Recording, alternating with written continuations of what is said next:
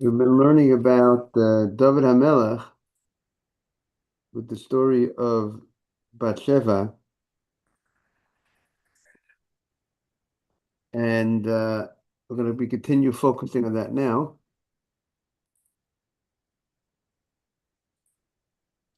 Okay, so in the art scroll, we are on 56A, 56A 2, on the first column, Et Uriah Hachiti Hikita Bacherev.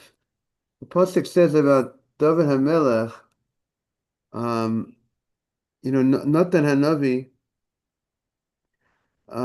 tells David HaMelech, good morning, Aaron. Good morning. Great seeing you, Shabbat. Right? Well, on 56.8.2, we said yesterday, the last thing we ended off on Etu Riachiti Kita Bacharev, the Navi, Natan HaNavi gave rebuke to David HaMelech, and he says, you killed Uriah Hachiti with the sword. So the Gemara says, Rabbi says, it doesn't mean he killed him. Rather, what does it mean? It means because he said that he wasn't responsible. He says that anyone who says, or I mean, he said he learns chat. The problem that David HaMelech did was he should have judged Uri Hachiti with the sword. He should have judged him with the Sanhedrin. He should not have taken the law into his own hands. He should have judged him with Sanhedrin. But what did he do? But he didn't. He killed him without judging him by the Sanhedrin. And the reason why he killed him was because we're going to see that it seems that Uriah was deserving of being murdered.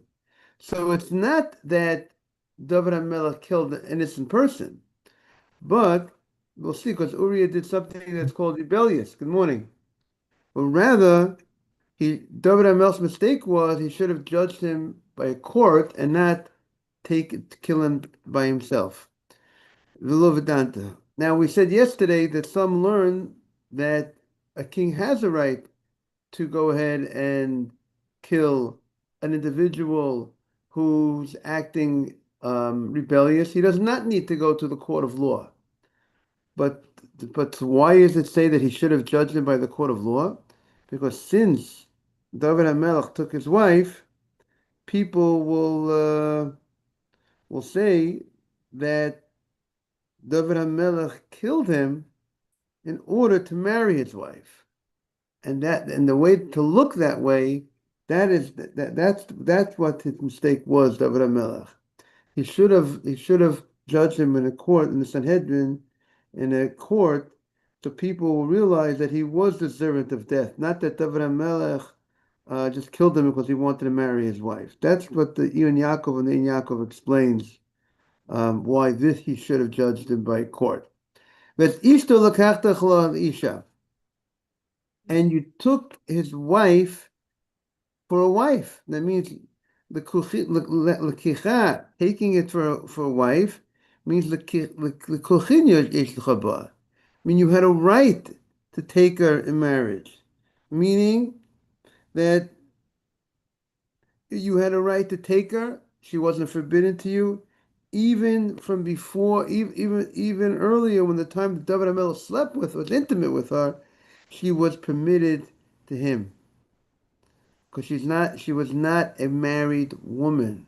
So that's what. So the Navi, when he tells David, you took his wife and you had him killed. You killed him, which the mistake was that you should have judged him of a court of law. And you took his wife, meaning, and you had rights to take. I mean, she was someone who you could take, but you should not have done it that way. You should have judged him in the court of law.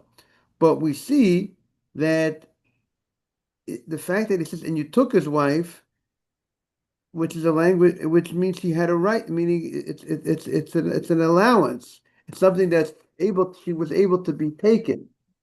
It's just, but she was taken not in the way it should have been done. So that's what the Gemara wants to say. Now, now the Gemara says, why? But why was it? We're saying that he had a right. She was a lady that was permitted to him. She wasn't a married woman, right? The language of the kicha to take, the Torah, when the Torah says marriage, it says the language of kicha, ki yikach ish isha. When a man takes a woman, that is the language of meaning you have a right. That means you have a right to take her. So David had a right, meaning she was someone permitted. You don't say you take a woman. When you use the language of taking her, or that's what the Gemara wants to say, it means meaning as someone who can be taken. And therefore she had a right, she was not considered a married woman. Now the question is, why wasn't she considered a married woman? She was married to Uriah. So the Gemara says it's true that she was married to Uriah, but she was married, but since he went out to war, he gave his wife a get, a Jewish divorce before he went out to war. Good morning, Mordechai. The Omar Rav Shmuel Bar Nachmani Omar Rav Yonatan Kol HaYotzei L'Mechemet Beit David. We are on Mordechai. We are on 56A2. 56A2 on the top right corner of the page. The Omar Rav Yonatan Shmuel Bar Nachmani Omar Yonatan. Anybody goes out to the war of Beit David, right? We're talking about Mordechai. How was David? The Navi says to David a language which indicates that she was permitted to him. She was not considered a married woman. So the Gemara wants to know how is it that she was not considered a married woman? So the Gemara says because good morning, Boker Tov. If you want, you could join us, unless you could do whatever you're doing over there. Anyone who went out to the wars of Beit David, Kotev get kritut ishto. They would write a Jewish divorce to his wife, and therefore she was not considered a married woman. Tosfos learns they would actually write a get, unconditional get. They would give a get completely without any conditions. Rashi learns that they would give a get with a condition, saying if I don't come back from war, it should take effect today, the moment I gave it. So therefore, good morning, Marco. So therefore, it'll take effect. So in case they don't come back from war, you don't know. Maybe the husband was captured, and if there's no proof that the husband died, his wife would be stuck.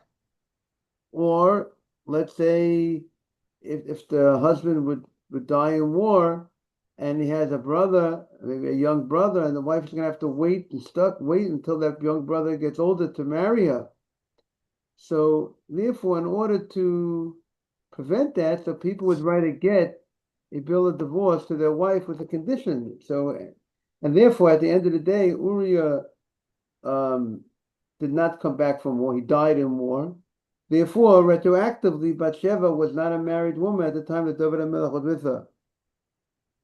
Now, it says,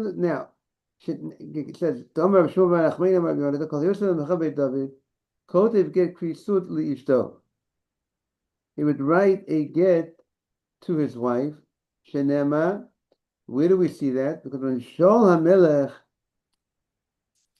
fought against the Plishtim, David's brothers, sons of Yishai, were in the front of the war, front lines, and Yishai, their father, sent David to go to his brothers.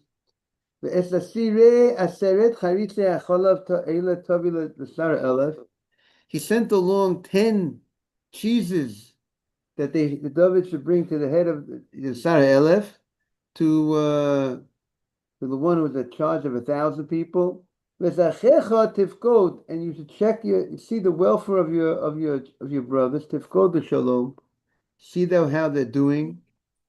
Look into your brother's well-being. Ve'et arubatam tikach, and take their arubatam. Now, what is their arubatam that he wants them to take? Funny of Yosef. What now? You're bringing the cheeses.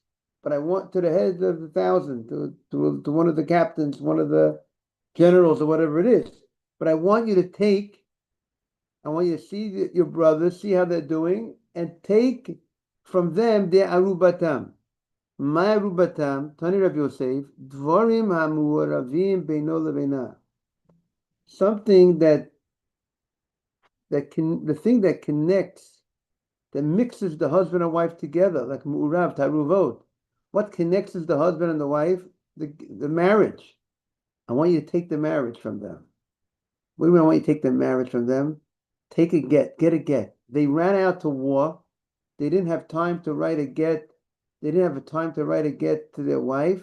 I want you to take a get from them. Because this is how Yishai instituted that when you go to war, they're supposed to write a get, a bill of divorce.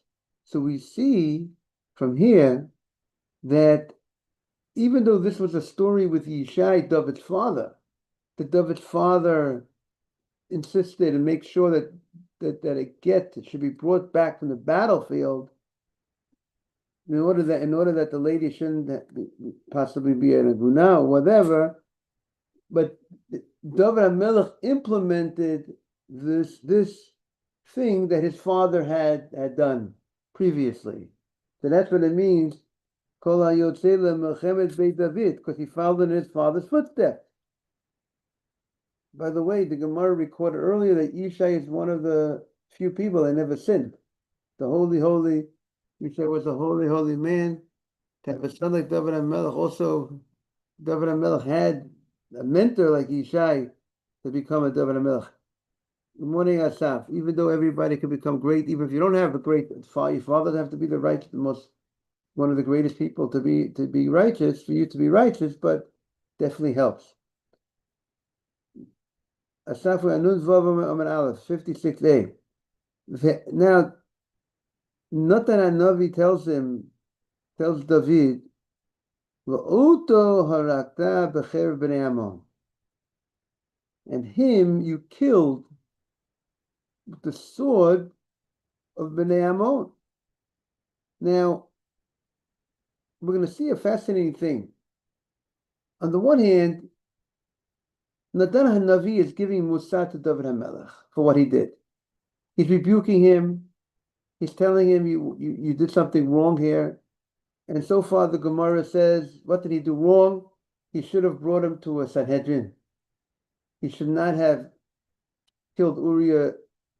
He should not have had Uriah killed without judging him by Sanhedrin. And right, David sent him to the front lines, right? And that's right, and Uriah got killed. I mean, David had decided that David took, so to speak, in his own hands, and that was his mistake. Even though Uriah rebelled, Uriah acted inappropriately, was deserving of death, but David should not have decided on his own. He should have consulted with the court. At the same time, he's being rebuked. He's also being, so to speak, the things that he's being shown that he's not responsible for the death of Uriah. He's responsible for not judging him in a court. It's like, like a technicality. It was a person's deserving of death. But now the question is, he should have died this way, but you did it. You should have, instead of you taking your hit, you should have went to the court. The court would have come out with the same conclusion, but that was your mistake. But at the same time, he's saying to David, you're not responsible. Meaning, it's not that you killed an innocent man. That's what the morning Simon. Oh, thank you. So right, you killed him with the sword of Bnei Ammon. What's his sin? David HaMelech's sin. Uriah's. Right. So the Gemara is going to say, right? We're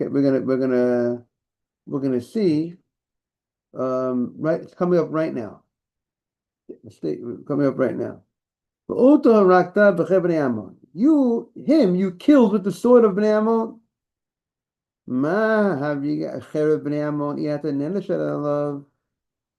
Meaning the sword of Bnei Ammon. So if you read the pasuk literally, it says that you killed him with the sword of Bnei Ammon. It sounds like have to look at the pasuk that you use the sword. This is like the people of Ammon use a sword to destroy. You use the sword. You use the sword to kill him, right? But why does he say Bnei Ammon? See the pasuk. Also, the pasuk earlier in the pasuk says, "Et Uriah Chiti ikita b'charav." With Simon, we were on 56a2, the bottom paragraph. You already said beforehand that you killed him. You killed Uriah Chiti. So why are you saying now, and him you killed with the sword of Bnei Ammon? It seems repetitious, right? That's how the Marashal learns. Or you could say, why does it say Bnei Ammon? You could just say, and him you killed with the sword. Why use the word Bnei Ammon? Why use the people Ammon? The Gemara says, Ma Bnei Ammon, just like the people, Ma Bnei Ammon, Shalav.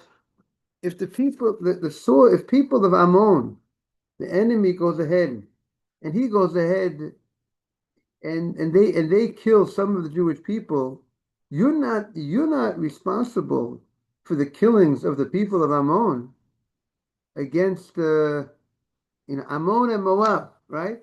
So the people of Ammon killed some Jewish people. You're not responsible for that, David. It's like America goes to war against Iran, and some American soldiers get killed by the Iranians. Trump is not, if Trump had a reason to go to war, but Trump is not responsible for that, for their death. In the same way, you're not responsible for the murders by Bnei Ammon, for the Ammonis. You're also not punished. You're not punishable for the murder of Uriah. Meaning, it's not that you killed an innocent man, and we'll see as we see why coming up, because he was deserved of death. Now, the Gemara says, "My time." Here's Mordechai's question: Why? What is the reason that David was not killed, was not punished for the death of Uriah? So the Gemara says, "Morid b'malchat habe." Uriah was deserved of death because he was morid malchut. He rebelled against the king. So someone who rebels against the king is deserved of death. Now the question is, how was he rebellious against the king? The Amalei, the Gemara says, because he said to David, when David told him to come back from the war, and David asked him to come to him, he came to him in the middle of the war, and David says, go back home to your wife. And Uriah disobeyed the orders from the king. Didn't go back home. And he explained to him, he says, I'm not going to go home. Madoni Yoav, because of my master Yoav, Va'avdei Adoni, and the servants of my master, Al Panei Sadechonim, they are camped by the field. You're at war, so to speak. Yoav is at war. Yoav is by the front lines. And the servants of Adoni, the servants of David and Melech, they're at war. And I should go to my house to eat and drink and be intimate with my wife. I'm not going to go. It's not for me to go home. So he disobeyed the orders of David and Melech. So for disobeying the orders of David and Melech, so Tosfos learns that's why that's called rebellious. If the king tells you to do something and you don't listen, what do you say, Mordechai? That is how Tosfos learns that.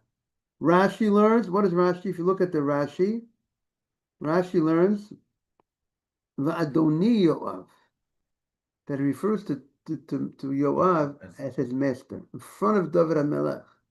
He calls Yoav my master, and he even, in some point out, he even mentions because he was the chief of staff. He was a soldier.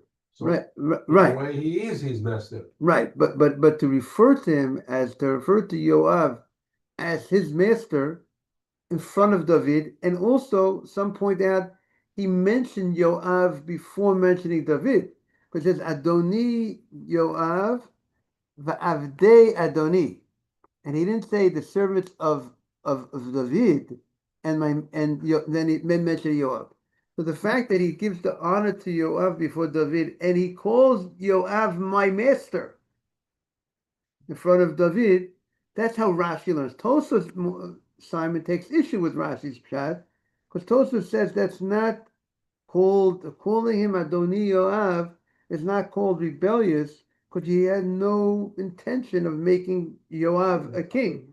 If he would have called him my master, like by Avshalom, when Avshalom rebels against David, and you call him my master, so then maybe that may mean you're on his side, you want to make him king.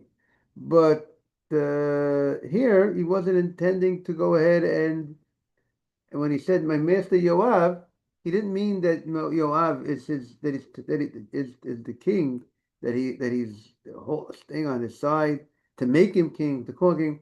So that's why Tosfos learns, because of the not following orders of the king. That's like, we call something called court martial, right?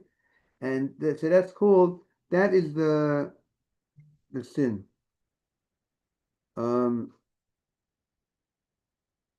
Now,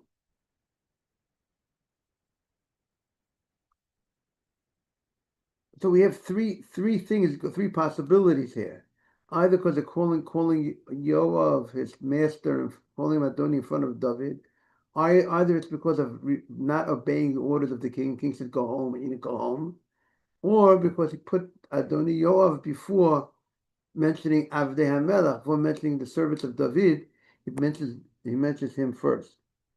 He mentions Adoni Yoav first. Okay, so so the Gemara says, so on record, Yoav was not Yoav.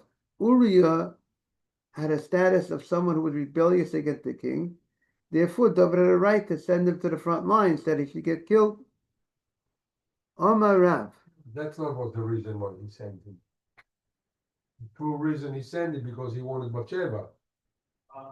But you know what? Whatever his reason was, which we have to see, but at the end of the day, he was deserving of death. Meaning, Uriah had on his record, he had a record that he rebelled against the king. He disobeyed the orders of the king. So David sent him to be executed, kind of. So he sent him to be executed. Now, the Gemara. The Gemara is saying, now that point that you're saying, we have to see more of, but if to look into that point.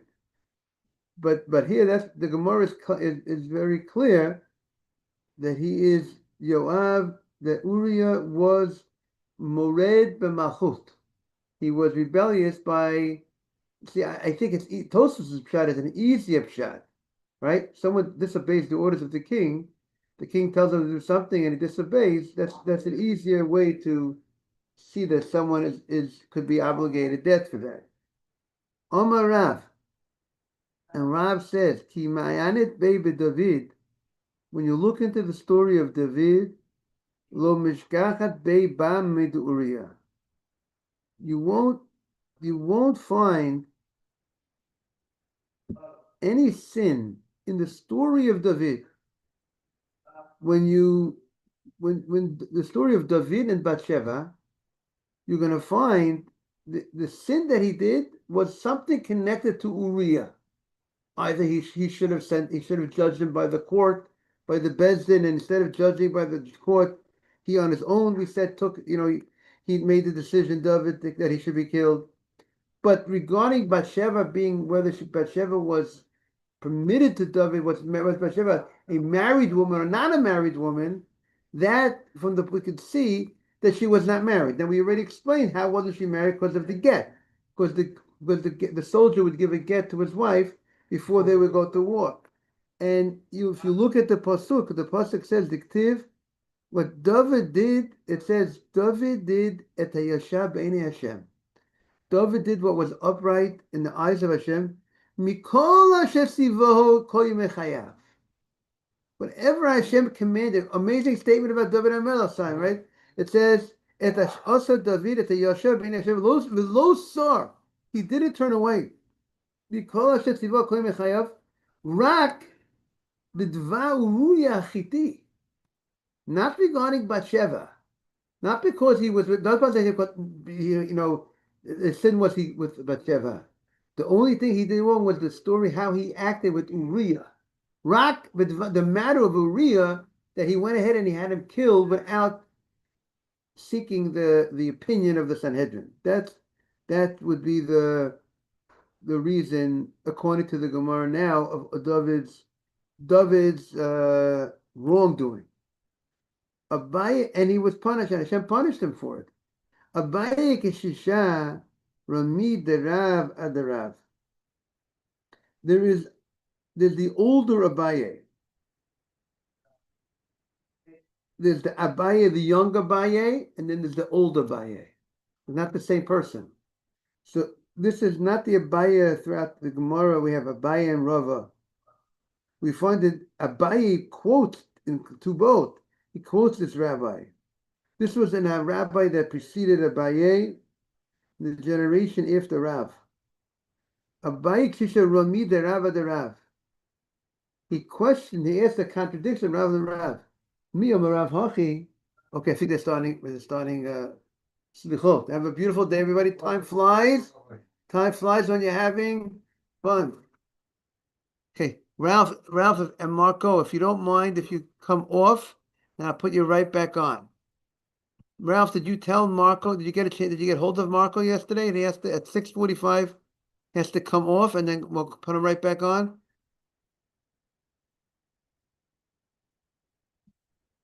Okay, so if you could, let's see if you could send him a message. Okay, we're doing it right now. All right. I can't hear you. Okay. Since I still can't hear you. So I'm gonna close it off right now. Okay, Ralph.